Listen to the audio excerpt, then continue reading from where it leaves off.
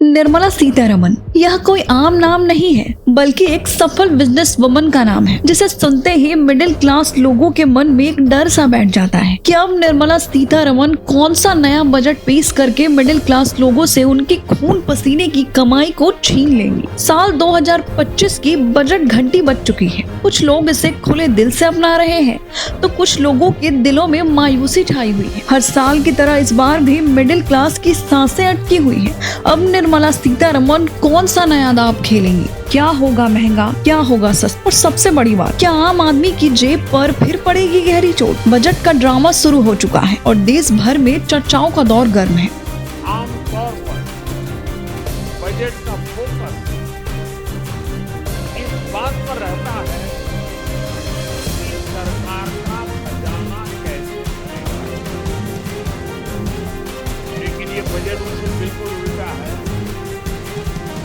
ये बजट देश के नागरिकों की जेब कैसे भरेगी, देश के नागरिकों की बचत कैसे बढ़ेगी और देश के नागरिक विकास के भागीदार कैसे बनेंगे। ये बजट इसकी एक बहुत मजबूत नींव रखता है। बजट में रिफॉर्म की दिशा में महत्वपूर्ण कदम उठाए गए हैं। न्यूक्लियर एनर्जी में प्राइवेट सेक्टर को बढ़ावा देने का निर्णय बहुत ही ऐतिहासिक है। ये आने वाले समय में सिविल न्यूक्लियर एनर्जी का बड़ा योगदान देश के विकास में सुनिश्चित करेगा। जीएसटी से गिरा पड़ा हुआ है, इतना हुआ, इतना कॉम्प्लिकेटेड जीएसटी जो एक जलील जीएसटी और बुझा हुआ जीएसटी सुधार लाने के लिए जीएसटी 2.0 के बारे में तो अगर आप देखिए राहत तो मिला, पर राहत से खपत पर क्या असर होगा? खपत तो अब बिल्कुल गतिहीन है, कंजम्पशन इंजन जो रुका पड़ा हुआ है, तो ये राहत से उस पर कितना असर होगा वो लोग नहीं बता पाएगा। निजी निवेशकों के लिए तो कर रहा था वो आज से पूंजी नहीं दिलवाई ठीक है, बड़ी घोषणा कर दी इन्होंने लोकल के लिए राहत।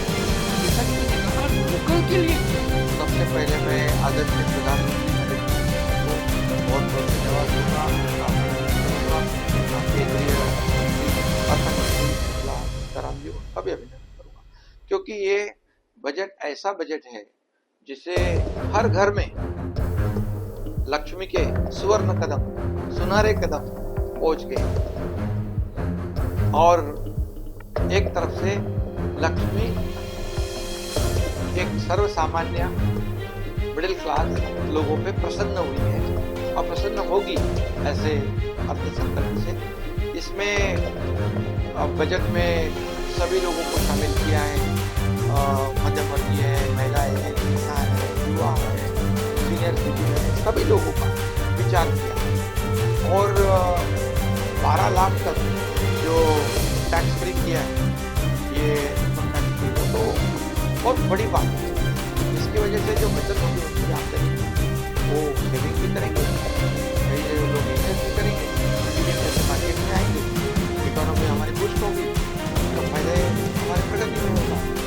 और एक तरफ मैं ये भी कहूँगा कि अर्थव्यवस्था को चालना देने और आर्थिक महासत्ता की ओर जो हमारे देश को ले जाना है, ये सपना आदरणीय मोदी जी ने देखा, ये पहला कदम है ऐसा मुझे लगता है, क्योंकि इस बजट में पूरा एक ओवरऑल देखा जाए तो सभी वर्गों को एजुकेशन है, हेल्थ है, कृषि है, इंफ्रास्ट्रक्चर है, टूरिज्म है, सभी लोग हैं और हमारी लाडली बहना भी है, लाडले भाई भी है, लाडले किसान भी है, लाडले युवा है, लाडले विद्यार्थी है, लाडले सीनियर सिटीजन है।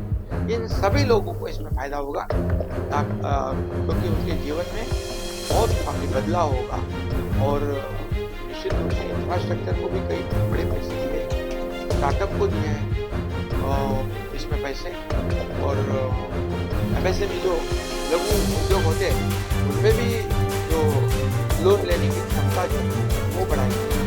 इसकी वजह से छोटे छोटे उद्योग जो MSME के माध्यम से वो बढ़ेंगे, रोजगार बढ़ेगा, इंडस्ट्री आएगी, और जो सीधा फायदा लोगों को होगा।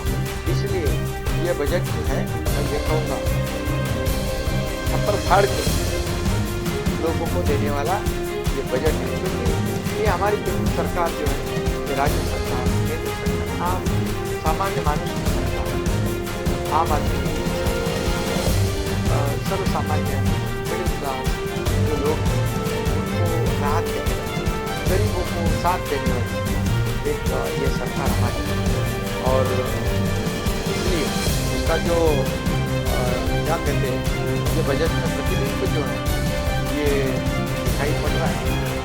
इस बजट में इससे देश आगे बढ़ेगा, देश का विकास होगा, देश की प्रगति होगी। ऑपोजिशन कहना है कि महाराष्ट्र सबसे हाईएस्ट टैक्स और देश आत्मनिर्भर भी होगा।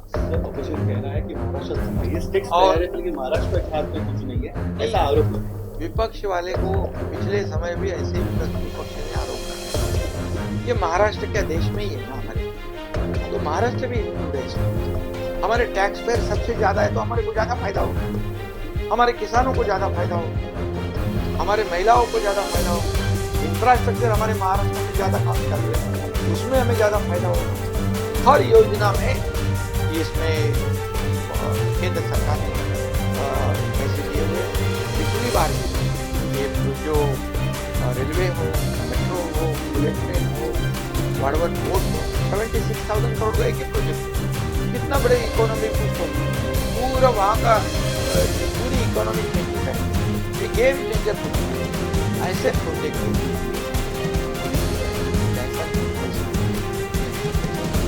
और इस बजट में भी अभी मैं इतना ही कहूँगा कि ये इतना भी अच्छा करेगा, ये तो सभी लोगों ने स्वागत किया है, सभी को इतना बड़ा फायदा जो लोगों ने सोचा नहीं, 12 लाख आमदनी पर इनकम टैक्स फ्री, तो निश्चित रूप से ये बहुत बड़ा निर्णय है, बड़ा अर्थ संकल्प है, लोगों को राहत देने वाला है, आम लोगों के जीवन में बदलाव लाने वाला है। और विपक्ष तो अभी निराश हो चुके हैं। उन्होंने महाराष्ट्र को क्या मिला इससे, महाराष्ट्र ने उनको महाराष्ट्र की जनता ने विधानसभा के चुनाव में उनको क्या दिया, इसका जरा आत्मचिंतन करें, आत्मपरीक्षण करें तो बेहतर होगा।